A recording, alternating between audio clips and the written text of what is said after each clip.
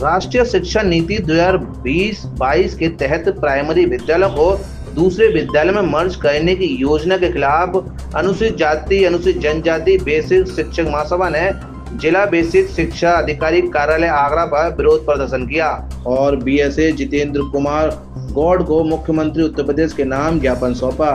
SC/ST basic शिक्षक महासभा का कहना है कि जिन विद्यालयों में शिक्षकों के सापेक्ष छात्र कम है, उन विद्यालयों को अन्य विद्यालयों में मर्ज करने के आदेश जारी किए गए हैं, लेकिन इस आदेश से हजारों बच्चे शिक्षा से वंचित हो जाएंगे। जब बच्चा अपने गांव नगर के पास के स्कूल में जाने से कतराता है तो दूर दराज विद्यालय जाना बच्चों के लिए मुश्किल होगा। उत्तर प्रदेश सरकार राष्ट्रीय शिक्षा नीति 1986 का उल्लंघन करती नजर आ रही है। राष्ट्रीय शिक्षा नीति 2020-22 के तहत विद्यालयों के मर्ज करने से मौजूदा सरकार द्वारा चलाए जा रहे सर्व शिक्षा अभियान, निपुण लक्ष्य आदि योजनाएं अधूरी रह जाएंगी। तमाम सहायक अध्यापकों के भविष्य में पदोन्नति के अवसर समाप्त हो जाएंगे। शिक्षक की कार्यक्षमता पर प्रभाव पड़ेगा। गरीब, शोषित, पीड़ित और वंचित बच्चों को सुगम सुलभ शिक्षा प्रदान हो सके, इस उद्देश्य से SC/ST बेसिक शिक्षक महासभा ने मुख्यमंत्री योगी आदित्यनाथ के नाम ज्ञापन सौंप कर परिषदीय विद्यालयों के प्रस्तावित युग्म एवं विलय योजना पर तत्काल प्रभाव से रोक लगाने की मांग की है। मैं भीषण पाल सिंह, प्रांतीय अध्यक्ष अनुसूचित जाति अनुसूचित जनजाति बेसिक शिक्षक महासभा उत्तर प्रदेश। आज हम जो महासभा के मेहनत तले जनपद आगरा की यूनिट आई हुई है, जिला परिषद अधिकारी महोदय के माध्यम से माननीय मुख्यमंत्री जी उत्तर प्रदेश सरकार को ज्ञापन दिया जाना है, जिसका मुख्य बिंदु जो है, अभी सरकार ने 16 जून को एक शासनादेश जारी किया है, जिसमें जहां पर कम छात्र संख्या है उन परिषदीय विद्यालयों को दूसरे विद्यालयों में मर्ज करने का एवं उनको पेयरिंग करने का आदेश जारी किया है। लेकिन उस शासनादेश में कहीं ये जिक्र नहीं है कि कितनी कम छात्र संख्या के विद्यालय मर्ज होंगे। सबसे महत्वपूर्ण बात ये है, कहीं पर मैं देख रहा हूँ पूरे प्रदेश में कहीं 20 पे हो रहा है, कहीं 30 पे हो रहा है, कहीं 40 पे हो रहा है और कहीं आगरा में तो 50 पे भी फ़ोन आया है, मेरे पास भी आया। तो ये स्पष्ट होना चाहिए कि संख्या क्या रहेगी और फिर वो विद्यालय को जैसे प्राइमरी का प्राइमरी मर्ज होगा या जूनियर का जूनियर मर्ज होगा। कहीं देख रहे हैं प्राइमरी का जूनियर के साथ हो रहा है, जूनियर का प्राइमरी के साथ हो रहा है, कहीं प्राइमरी हो रहा है, यानी कोई सिस्टम उसका नहीं है। सरकार ये चाहती है कि जो राष्ट्रीय शिक्षा नीति 2022 जारी हुई है उसमें सुधार की बात की गई है। हम सुधार के कोई अनफेवर में नहीं है, फेवर में है, लेकिन चीज़ें पहले से स्पष्ट होनी चाहिए। सरकार ने पहले जब RT एक्ट 2009 लागू किया है, उसमें स्पष्ट व्यवस्था की है कि 1 किलोमीटर पर प्राइमरी और 3 किलोमीटर पर जूनियर हाई स्कूल संचालित होगा, स्थापित होगा। और सरकार ने हर मजरे में ये स्थापित कर दिया जहाँ असेवित क्षेत्र थे। जब स्थापित कर दिया वहाँ अध्यापक को नियुक्त कर दिया। अब ये नया फंडा ला करके सब कम संख्या पर हम मर्ज कर रहे हैं, तो ये तो RT एक्ट का खुला उल्लंघन है। और ख़ास करके जो निःशुल्क शिक्षा अनिवार्य अधिनियम है, जो भारतीय संविधान में सरकार को प्रत्येक बच्चा को शिक्षा देने का अधिकार दिया है, अब वो फंडामेंटल राइट कर दिया, मूल अधिकार कर दिया उसका, तो उससे वंचित करने का है। क्योंकि बच्चा जब बिल्कुल नज़दीक विद्यालय है तब वो किसी कारण से नहीं आ पा रहा है तो वो दूरस्थ कैसे जाएगा, सबसे बड़ी बात ये है। और ख़ास करके विकलांग बच्चे हो जो बच्चियाँ हैं वो कैसे जाएंगी, उनकी सुरक्षा की गारंटी कौन लेगा। जबकि हमारा मतलब ये है कि जो विद्यालय वो केवल शिक्षालय नहीं है, शिक्षा के मंदिर नहीं है, वो जो सांस्कृतिक एवं सामाजिक और शिक्षा के केंद्र भी हैं। वहाँ जितनी भी योजनाएं चलती हैं ग्राम स्तर पर वो सारी की सारी विद्यालय में संचालित होती हैं। मैं इसीलिए हम सबसे पहले SC/ST महासभा इसका विरोध कर रही है। अन्य संगठन का आया कि विरोध करेंगे, लेकिन वो शांत हो गया उनका विरोध। जो आपने कहा अच्छी बात कही है हमारे सामने कि हम जितने भी टीचर हैं, खास करके हमारे समुदाय के, और वो ज़्यादा इंचार्ज हैं, मैं भी इंचार्ज हूँ, तो हम देखते हैं कि 90% बच्चे जो हैं अल्पसंख्यक SC/ST OBC और माइनॉरिटी के बच्चे पढ़ते हैं, और 10% जो सामान्य के बच्चे हैं वो कमज़ोर वर्ग के बच्चे हैं, सारे कमज़ोर वर्ग के हैं, वो बच्चे पढ़ते हैं। तो वो तो फिर तो सारे के सारे वो बच्चे शिक्षा से वंचित हो जाएंगे। उनके भविष्य की जिम्मेदारी कौन लेगा?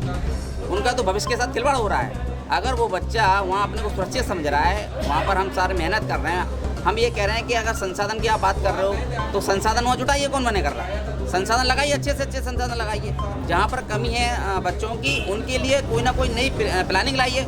उनको बच्चों को कैसे रोका जा सकता है, कैसे स्कूल बंद करने की योजना क्या है? ये तरीका रहेगा? क्या स्कूल बंद करने की योजना है? हाँ, क्या है? ये बिल्कुल जो आप कह रहे हैं, क्योंकि इससे पहले भी 2018 में आपको पता होगा कंपोजिट का एक प्लान लेके आए थे, जो कि जिस कैंपस में प्राइमरी जूनियर या प्राइमरी या जूनियर है उनको मर्ज कर दिया था कंपोजिट के नाम पर। और उनकी स्थिति आज ये है कि उन विद्यालयों में शिक्षा का स्तर बिल्कुल जो है निचला चला गया है और वहाँ पर विवाद की स्थिति हो गई है, क्योंकि प्राइमरी का स्टाफ जूनियर में नहीं जाना चाहता पढ़ाने के लिए और जूनियर का प्राइमरी में नहीं जाना चाहता। ऐसी स्थिति आप ये ला करके कर रहे हैं कि धीरे धीरे मुझे लगता है कि इसको निजी हाथों में देने का कार्यक्रम बनाया जा रहा है कि जो भी बिल्डिंग खाली होंगे फिर उन बिल्डिंगों को क्या होगा, उन बिल्डिंगों में कुछ ना कुछ तो ये निजी हाथों में देंगे।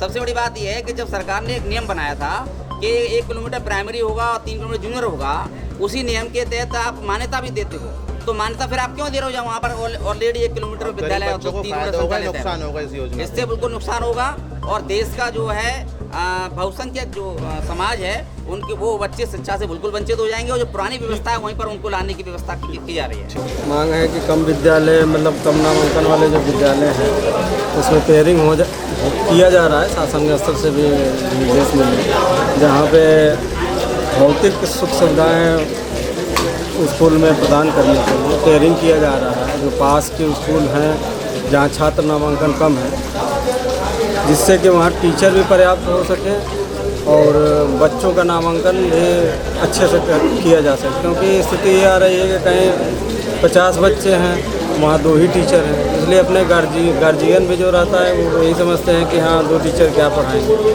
हालांकि ऊपर अब इसमें पेयरिंग के लिए किया जा रहा है जहाँ पे स्मार्ट क्लास और ICT लैब, कंप्यूटर और एक भौतिक वातावरण अच्छा करने के प्रयास के स्तर से हम लोग प्रयास कर रहे हैं। और इसमें कोई जोर ज़बरदस्ती नहीं है, वहाँ के सबसे के साथ बैठक करके प्रधान से सहमति लेकर के ही हम लोग ये प्रयास कर रहे हैं। इन लोगों का जो ज्ञापन है उसको मांगे हैं ऊपर बढ़ा दिया जाए। और देखिए उसी में कुछ विद्यालय 29 विद्यालय हैं PM श्री के, तो उसमें भी बहुत सारी सरकार की है कि अच्छे विद्यालय बनाने पर फोकस किया जा रहा है। पहले ये था कि बच्चों तक स्कूल को ले जाया जा रहा था, उसी तर्ज पे हमारे यहाँ 2 CM कंपोजिट विद्यालय के लिए भी ज़मीन, एक का ज़मीन हम लोगों ने चिन्हित कर लिया है, एक का दूसरे का भी ज़मीन चिन्हित हो गई है और उसका प्रस्ताव बना करके शासन में भेज देना। उसके बाद से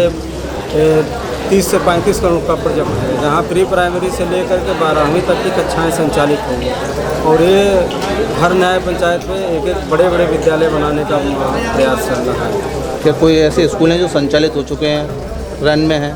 रनिंग में है, जैसे देखिए अटल आवासी है जो पहले था कि मंडल में अटल आवासी विद्यालय बनाए गए थे। अभी सभी 57 जनपदों में CM कंपोजिट विद्यालय बनाए गए जो 30 करोड़ अमाउंट उसका प्रस्तावित है। उसी तरह से अब आगरा जनपद में भी एक जनपद लेवल पर एक तहसील लेवल पर 2 विद्यालय के लिए आया। 2 विद्यालय को हम लोगों ने चिन्हित कर लिया है। जब क्या दिक्कत है उसमें? तो चालू हुआ नहीं हुआ अभी वो? नहीं, वो तो चालू ही है। तो वहाँ तो कोई पढ़ाई हो नहीं रही है? हाँ, वहाँ तो कोई क्लास लग नहीं रही किसी की, ना शिक्षक गए हैं उस स्कूल के लायक, ना कुछ है। नहीं देखिए वो चल रहा है, प्रोसेस चल रहा है। अभी ये समायोजन का चल रहा है। समायोजन हो जाने के बाद फिर से ये देखा जाएगा कि यहाँ पे SS टीचर होते हैं, तो अब जैसे ऊपर से हम लोगों को निर्देश होगा उसके हिसाब से वहाँ टीचर की ज़रूरत होगी तो वहाँ टीचर भेजा जाएगा और टीचर भी भेजे जाएंगे। अभी समायोजन चल रहा है, वहाँ पद वैकेंट होंगे तो वहाँ टीचर ऑटोमेटिक वो चूज करेंगे, वहाँ जाएंगे। जी 100% सर, जो वंचित समाज के बच्चे उनका तो 100% नुकसान है। विशेषतर जो बच्चियाँ पढ़ाने के लिए जो प्रोसेस सरकार का जो नियम बनाया गया है वो बिल्कुल ही फ्लॉप हो रहा है। बच्ची दूसरे स्कूल जाने के लिए तैयार नहीं है और जो ही मर्जेशन किया जा रहा है बच्चों को, प्राइमरी बच्चों को जूनियर के साथ मर्जेशन किया जा रहा है, ये बहुत गलत है। हमेशा मतलब ये होना चाहिए प्राइमरी के साथ मर्जेशन किया जा रहा था, वो नहीं करके उन्होंने जूनियर जैसा मिल रहा है विद्यालय उसके साथ उसको मर्ज किया जा रहा है। इस कोई नियम कायदा कानून के अनुसार नहीं किया जा रहा है, न तो पुरानी शिक्षा नीति के अनुसार न नई शिक्षा नीति के अनुसार। ठीक, कोई शिक्षा नीति अपनाई नहीं जा रही है।